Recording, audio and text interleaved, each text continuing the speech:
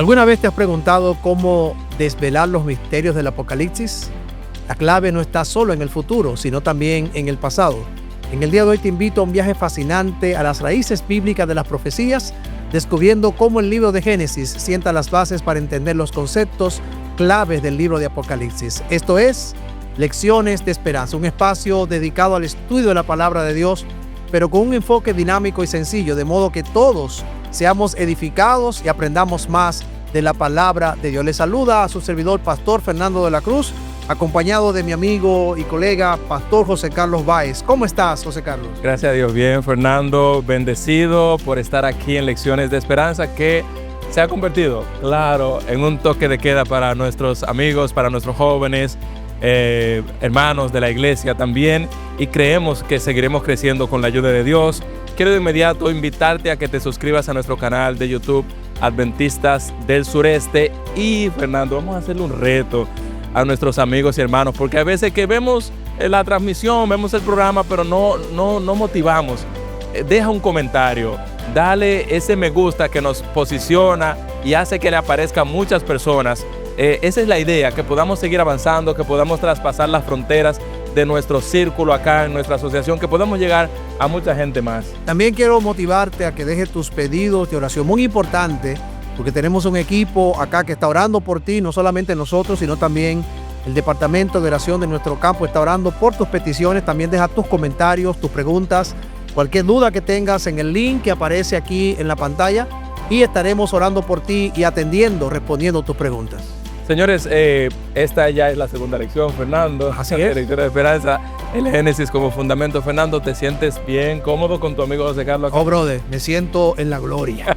Gloria a Dios. Fernando, entonces, ya que te sientes bien, que te gusta el ambiente, ya los hermanos yo sé que comentan, y espero que lo sigan haciendo así de manera positiva. ¿A quién tenemos para hoy? Tenemos como invitado a un amigo, colega muy especial, el pastor Alexander Fernández, desde la Asociación Central Dominicana, un hombre de Dios y también un gran amigo. Así que, Pastor Alexander, bienvenido a Lecciones de Esperanza. Muchísimas gracias, Fernando, también José Carlos, que Dios les bendiga. Para mí es un placer estar con ustedes y, como no, con todos nuestros hermanos y amigos que en este momento están en sintonía con nosotros estudiando esta lección, que de hecho es muy interesante. Así que agradecido de estar con ustedes. Aquí se siente un ambiente bien fresco. Es bueno, es bueno. Alexander, déjame hacer una remembranza contigo. La gente no sabe tal vez cómo inició todo. Cuando Alexander llegó allá a la universidad, qué joven, Alexander, tú eras. Qué joven y qué interesante cómo Dios te ha guiado hasta aquí. Me siento más que contento de compartir ese escenario contigo, Fernando. Creo que ustedes están en la maestría juntos, ¿no? Estamos juntos, sí. Estamos juntos. Me dejaron a mí atrás. Mira cómo es la cosa, ¿no? Pero, Alexander, qué bueno que estás con nosotros. Vamos a orar en este momento, pedir la dirección de nuestro Dios. Así que, Fernando, por favor, dirígenos una oración. Vamos a orar. Querido Padre, muchas gracias. Tú has sido fiel, tú has sido bueno al darnos el privilegio de estudiar tu palabra a través de la lección de escuela sabática, a través de este tema tan interesante del estudio de las profecías bíblicas, sus símbolos, sus alusiones. Y, Señor, gracias por este espacio, Lecciones de Esperanza, que tiene el propósito de bendecir a tu iglesia. Que tu paz esté con nosotros, que tu espíritu nos ilumine al estudiar tu palabra en esta hora y que bendiga a cada uno de nuestros hermanos, amigos que nos escuchan, que nos ven, y que tú puedas responder a cada petición que ellos han escrito, que han colocado aquí en el link que les hemos dejado, que ellos puedan experimentar, que tú escuchas y respondes la oración. Amén. Te lo pido en el nombre de Jesús. Amén. Amén. Amén. Amén, Padre. Amén.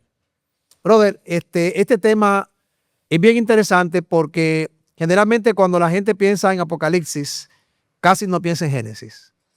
Pero hay una frase que usamos mucho, a veces teológicamente hablando, cuando vamos a describir algo, decimos, bueno, desde Génesis hasta Apocalipsis. Bueno, entonces, ¿qué tiene que ver, Alexander, cómo el Génesis, que es un nombre bien interesante, en el principio, cómo en Génesis podemos ver símbolos y elementos del Apocalipsis y cómo se establece aquí la famosa ley de la primera mención? Bueno, Fernando, mira, en Génesis todo comienza. De hecho, la teología bíblica se fundamenta primeramente en el libro de Génesis. Y todo lo que nosotros allí visualizamos, ya sea a través de símbolos, a través de aspectos literarios, lo vamos a ver reflejado claramente en el libro de Apocalipsis. Con el principio de la primera mención que tú mencionas, esto significa que Génesis, por lo regular, menciona un concepto, ya sea implícito o explícito, que mientras pasan sus capítulos se va presentando de manera mucho más amplia. Ok. Eso es como un zoom, como el ojo de, digamos, de una cámara que tú la puedes ir acercando y puede ver con más amplitud el objeto que tú quieres observar de manera más cercana. Eso pasa en la Biblia con el caso de Génesis, que te presenta una idea de un concepto y mientras tú vas avanzando en la Biblia, Lo vas entendiendo. lo vas entendiendo, se va incrementando hasta que cuando llegas a Apocalipsis tienes una perspectiva más general del libro, a sabiendas de que los símbolos que utiliza Apocalipsis casi todos están arraigados en el Antiguo Testamento y muchos de ellos en el Génesis. Un ejemplo solamente, Claro. José Carlos. Mira, en Génesis 3, por ejemplo, la palabra pecado no aparece, Ok, pero sí el concepto. perfecto. ¿Y cómo se va mostrando la realidad de este concepto? En el capítulo 4, Caín mata a Abel. Luego Caín tiene un bisabuelo llamado Lamec que adquiere 2 mujeres, asesina a 2 personas. Mira cómo se va incrementando el asunto. Ok. En Génesis 6:1, mientras los hombres se multiplican, la maldad de los hombres también así lo va reflejando. Si se multiplican los hombres, se multiplica la maldad.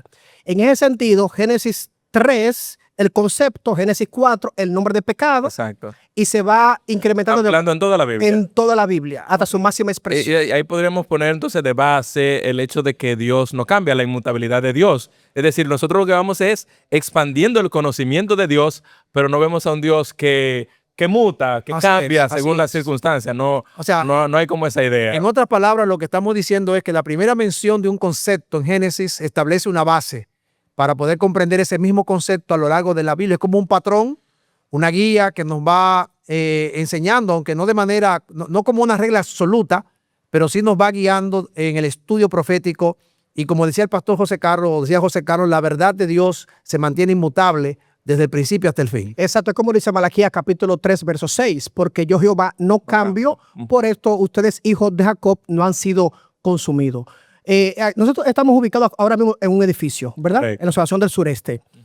Para nosotros disfrutar del ambiente que está aquí, se tuvo que crear una zapata Así es. Correcto. bien sólida que sostenga evidentemente todas las paredes y los techos. Eso pasa en la Biblia. La zapata que cimienta sobre la cual está construida toda la teología bíblica es el libro de Génesis. Y todo lo que me divorcie con ese fundamento, evidentemente no me va a permitir comprender lo adelante. Mira, dicho sea de paso, Génesis es el fundamento para nosotros entender toda la Biblia. Es decir, le sacamos Génesis a la Biblia y vamos a tener un nada en los otros libros. Nada. O sea, vamos a tener un Problema. texto que habla, pero no que explica. De ahí, por ejemplo, Juan 1:29. ¿Cómo tú pudieras entenderlo sin Génesis? Dice lo siguiente: al día siguiente, Juan vio a Jesús que venía hacia él y dijo, este es el Cordero de Dios que quita el pecado del mundo. No pudiéramos entender ese texto sin Génesis. Exacto, porque la pregunta que surgiría es, ¿pero cuál cordero de Dios? Exacto. Así es. Pero cuando tú vas a Génesis, por ejemplo, Génesis capítulo 2 y 3, y lo estudias de manera detenida, te darás cuenta que después que ellos pecan, Adán y Eva, que se visten de hoja de higuera, el Señor allí entonces lo cubre con pieles y se entiende que esa piel es piel de cordero. Piel de cordero. Y Dios fue el que mató ese cordero. Sí, la primera persona en el universo que mata no es Caín, es Dios. Y Dios mata un corderito, evidentemente, para cubrir la situación de ellos. Correcto. En ese sentido, ese cordero que Dios mató fue Dios que lo creó. Ese cordero es de Dios. Que fue inmolado desde antes. Que también se promete en Génesis 3:15 de que va a venir la simiente, evidentemente, que le va a aplastar la cabeza a Satanás. Y el apóstol Pablo dice en Gálatas 3:15 y 16 que esa simiente es Cristo. Pero Correcto. Juan dice que ese cordero que se mató en Génesis 3 es el cordero de Dios que quita el pecado, quita del, el mundo, pecado del mundo. presentándole la persona de Jesús. Entonces tenemos en Génesis, a grosso modo, así Alexander, el concepto del amor. La primera mención, podríamos decir, en el libro de Génesis como concepto es el amor. Y lo vemos reflejado de manera más clara en Génesis 22:2, en el contexto de Abraham e Isaac. Alexander, allí hay una pregunta que me gustaría que tú la expandas. ¿Qué nos enseña esta historia sobre la naturaleza del amor de Dios, especialmente en su relación con el sacrificio y cómo se refleja en San Juan 3:16? Sí, bueno, en Génesis capítulo 22 nos encontramos con la historia en que Abraham siente el desafío de ir a sacrificar su hijo. De hecho, Dios le dice, tu hijo, tu único hijo, a quien tú amas. hijo a quien tú amas. Ese énfasis de 3 veces de la palabra hijo está reflejando que para Abraham, Isaac era extremadamente importante porque sabía que a través de este era que iba a venir la simiente prometida de alguna manera. Así que aunque Abraham no desecha a Ismael, pero tiene un apego muy cercano hacia Isaac y lo amaba profundamente, y Dios le pide a Abraham que sacrifique a este hijo a quien amaba. Y en ese contexto, cuando ya llegan al lugar o se estaban acercando al lugar, al monte, Isaac le pregunta, ¿pero dónde está el cordero? ¿Qué pregunta esa? Es tan inocente, pero profunda a la vez. ¿Dónde está el cordero? Porque está bien que vamos a hacer un sacrificio, pero ¿dónde está? Bueno, entonces Abraham dice, mijo, mira, Dios proveerá el cordero. Dios proveerá. Sin él saber que él era el sacrificio, ¿no? Por lo menos a lo que iba, ¿no? No, y de hecho, la primera vez que se menciona la palabra cordero en la Biblia es ahí.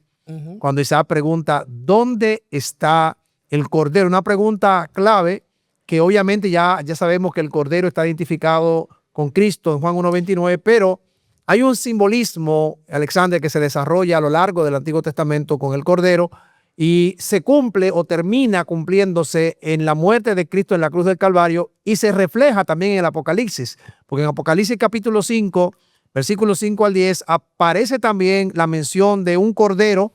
¿Qué relación hay entre el cordero de allá que Dios provee y el cordero de acá de Apocalipsis al final, que de hecho también Dios lo provee? Wow. Muy bien, cuando por ejemplo Abraham iba a sacrificar a su hijo, evidentemente el ángel le impidió hacer eso. Correcto. Y entre comillas, de la nada, aparece un cordero el cual Abraham sacrifica. Evidentemente Dios proveyó ese cordero, también como proveyó un cordero para cubrir la desnudez de Adán y Eva en Génesis capítulo 3. Vemos en todo el Antiguo Testamento cómo ese concepto se va ampliando como el zoom. Correcto. Y el sistema del sacrificio en el santuario, que había que llevar, ¿verdad?, un corderito de 1 año sin defecto para el perdón de los pecados. Se sigue ampliando ese sistema también en la construcción del templo que hizo Salomón y posteriormente en el periodo intertestamental. En el Nuevo Testamento presenta Juan a un Jesús como el Cordero de Dios. Y ese mismo Juan es, como mencionaste, Fernando, que en Apocalipsis capítulo 5, Juan escuchó como la voz como de un león, pero cuando él se voltea y observa, ve un cordero, pero no un cordero en su óptima condición, sino inmolado. Y posteriormente ocurre una alabanza de adoración hacia el cordero que es digno, evidentemente, de abrir los 7 sellos y se le da honor y gloria en el cielo. De modo que para yo entender quién es este cordero en el libro de Apocalipsis, yo tengo que obligatoriamente ir a Génesis, sin duda. Ir a Génesis. Conocer qué pasó con el cordero en Génesis. Exactamente. Exacto, entendemos. Un detalle que me llama la atención, en realidad, porque alguien podría estar diciendo, bueno, pero ustedes están hablando de un cordero, pero lo que Dios proveyó en el caso de Isaac fue un carnero. No fue necesariamente un cordero. Y en la Pascua, tú mencionabas, Alexander, que se sacrificaba un cordero, y aunque podía ser tanto, según Éxodo 12, 3 y 5, podía ser tanto un cordero como un carnero, la palabra cordero llegó a significar el sacrificio por excelencia. O sea, paulatinamente la Biblia amplía el significado, es simbólico de cordero, y hago esta mención porque de repente alguien pudiera señalarla, y eso no tiene ninguna connotación. Por eso tú decías que no es extraño que en Apocalipsis se explique la identidad del cordero, que es Jesús. O sea, Apocalipsis no dice, mira, el cordero es Jesús, porque ya estaba claro. Estaba claro desde Génesis quién realmente era el cordero. Sí, definitivamente. Y de hecho, ese cordero se presenta también en Apocalipsis capítulo 12, pero no con la palabra cordero, sino con otra imagen. Así es. Cuando la mujer que estaba embarazada fue perseguida por el dragón y dio a luz a aquel que tenía el poder y la vara. De modo que está hablando también de Jesús en este sentido. Y cuando nosotros vemos Apocalipsis, a grosso modo nos daremos cuenta que la mayoría de las imágenes y simbolismo se encuentra realmente en Génesis. De hecho, la intención bíblica es volvernos al primer Edén. Ustedes leen Apocalipsis capítulo 21 y 22 y el lenguaje teológico, semántico, es un lenguaje edénico, por lo que está relacionado de manera directa. Por esa razón, cuando vemos Apocalipsis capítulo 12, también de igual manera vemos que hay una mujer que está embarazada, aparece un dragón, se le llama la serpiente antigua, pero ¿cómo yo sé quién es ese dragón? ¿Cómo yo sé cuál es la serpiente antigua? ¿Dónde yo encuentro Tengo eso? que ir a Génesis obligatorio. Bueno, de ahí que es el fundamento.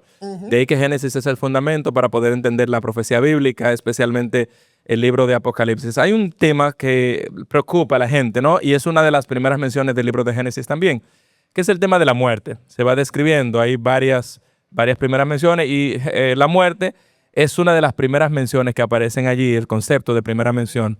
¿Cómo describe entonces la Biblia cuál es la visión de Dios acerca de la muerte? Y tú hablabas ahorita de que quien primero quita la vida de alguien es Dios, a los corderos, o el cordero que estaba allí para poder vestirlos a ellos, para poder solucionar el problema del pecado. Entonces, ¿cómo Dios, cuál es la visión de Dios sobre la muerte en ese aspecto y cuál es la solución que Dios tiene para este problema? Bueno, el Señor le dijo a Adán y Eva que no comiesen del fruto prohibido porque el día que comiesen ciertamente morirán. Esa muerte algunos la pueden ver como muerte física, pero si la muerte física fuera la paga del pecado, todos los que morimos merecemos la salvación. Sin embargo, la muerte que se refiere allí es mucho más profunda. Se refiere a una muerte eterna, de la cual no hay resurrección. De hecho, esa es la muerte que habla Romanos capítulo 6, ¿verdad? Versículo 23, porque la paga del pecado es la muerte. No la muerte física, sino la segunda muerte de la cual habla Apocalipsis. De hecho, capítulo 20, de la cual los que experimentarán esa muerte en el día del juicio serán aquellos que murieron sin Cristo, que no le aceptaron. Correcto. Y de esa muerte, repito, no habrá ningún retorno a la vida. En ese sentido, la muerte de la cual Dios le está hablando a Adán y Eva es de esa muerte. La muerte física es una consecuencia, pero la muerte real es aquella, la cual te libra de la vida eterna, te atrapa. Ahora, ¿cómo se va expandiendo ese concepto en toda la Biblia? Evidentemente vemos que Caín mató a Abel. Vemos consecuencias del pecado. Dice Romanos capítulo 5, versículo 12, que por un hombre entró el pecado y por ese pecado la muerte pasó a todos los hombres, a todos los hombres. De manera que, aunque la muerte comienza aquí, Dios mencionándola en Génesis 2, se ve materializada en Génesis 4, pero en Apocalipsis aparece la solución para ella. Apocalipsis 20 dice que el Señor mismo tomará la muerte, le da personificación Juan como si fuera una entidad, que tomará la muerte, la echará en el lago de fuego y la muerte dejará de ser jamás. Igual el apóstol Pablo en 1 Corintios capítulo 15 también le dice a la muerte, oh muerte, ¿dónde está tu victoria? ¿Dónde está tu aguijón? ¿Dónde está tu aguijón?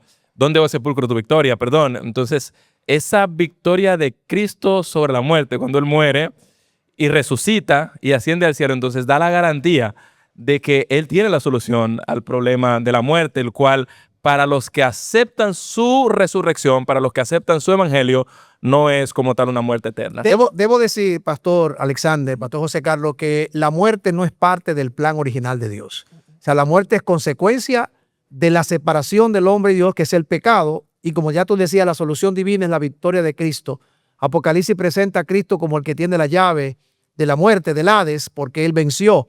Ahora, sí, Alexander, disculpa, Fernando. Sí. Alexander tenía una idea y no queremos que se... Sí, claro. Queremos que se nos vaya esa idea. No, como decía José Carlos, por ejemplo, la muerte que Cristo murió, entregó su espíritu, murió ahí el cuerpo físicamente, pero Cristo murió en la segunda muerte. Sí, así es. La muerte real al final.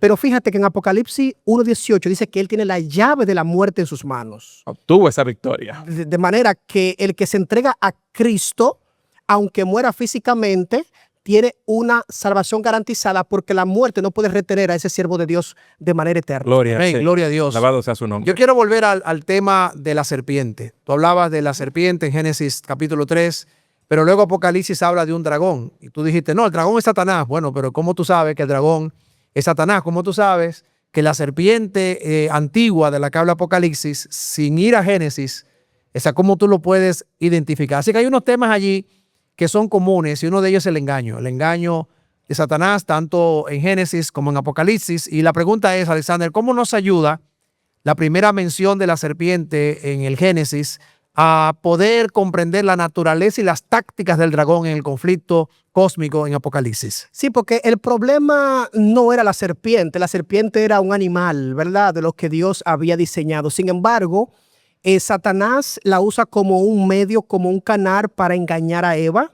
Y desde que eso ocurre, vemos que la serpiente es maldecida y se toma desde ahí la serpiente como una referencia para el mismo Satanás. Un símbolo. Ajá, un símbolo para representar al mismo Satanás que le había poseído en el Génesis 3. Y por eso se promete que a través de la mujer, en Génesis 3:15, se promete una simiente que iba a venir, la cual le iba a aplastar la cabeza a esa serpiente. En lo adelante vemos, por ejemplo, en Isaías capítulo 27, que el Señor dice que le va a aplastar la cabeza al Leviatán esa serpiente tortuosa, al dragón que habita en el mar. Esa mitología de que el dragón habitaba en las aguas, de hecho, dice algunos salmos que el Señor le partió la cabeza al dragón cuando atravesaron el Mar Rojo.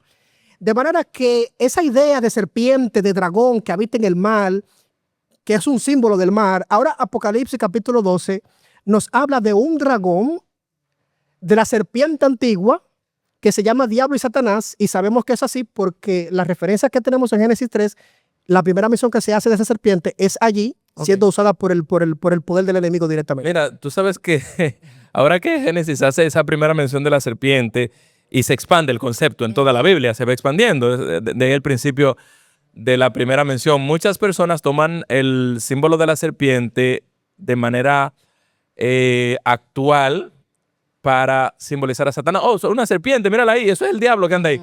Es decir, hasta ahí las tácticas engañosas de Satanás, hacer que la gente pierda de vista que el hecho de la serpiente engañar a la mujer allí, servir como medio, no quiere decir que sea ese simple animal que anda arrastrándose por ahí ahora.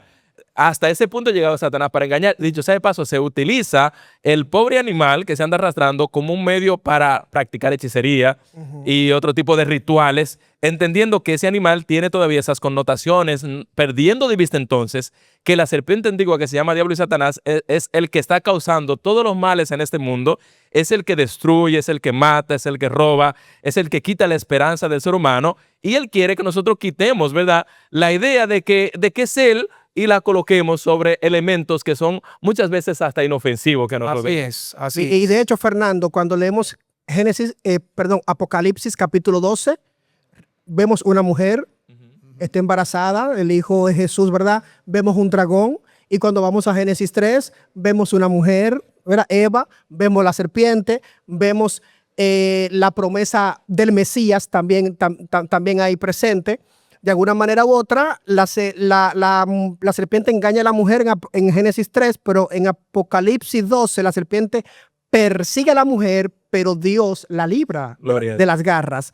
Y cuando da a luz, persigue a los que guardan los mandamientos de Dios y tienen la fe de Jesús. Entonces, para yo entender Apocalipsis 12, es imperativo conocerle sus fundamentos en Génesis. ¿Cómo interactuó la serpiente con la mujer en Génesis? Y eso es algo para ver que yo quisiera destacar, el hecho de que hay un patrón también en la forma en que el diablo engaña. O sea, lo primero que Satanás hace es poner en duda la palabra de Dios. Con que Dios os ha dicho, o sea, pone en duda la palabra de Dios, luego contradice abiertamente. Él dice que van a morir, yo les digo que no van a morir, y finalmente ofrece una alternativa aparentemente mejor, que termine en desobediencia y termina en muerte. O sea, y lo que le funcionó en Génesis es lo mismo que está utilizando en el conflicto final, porque le sigue funcionando. Pero ahora estamos apercibidos. Lecciones de Esperanza ha traído respuestas a esos temas. Amigos de Lecciones de Esperanza, hemos llegado ya a la parte final. El tiempo nos indica que debemos ir cerrando, y yo creo que hemos aprendido bastante. Este concepto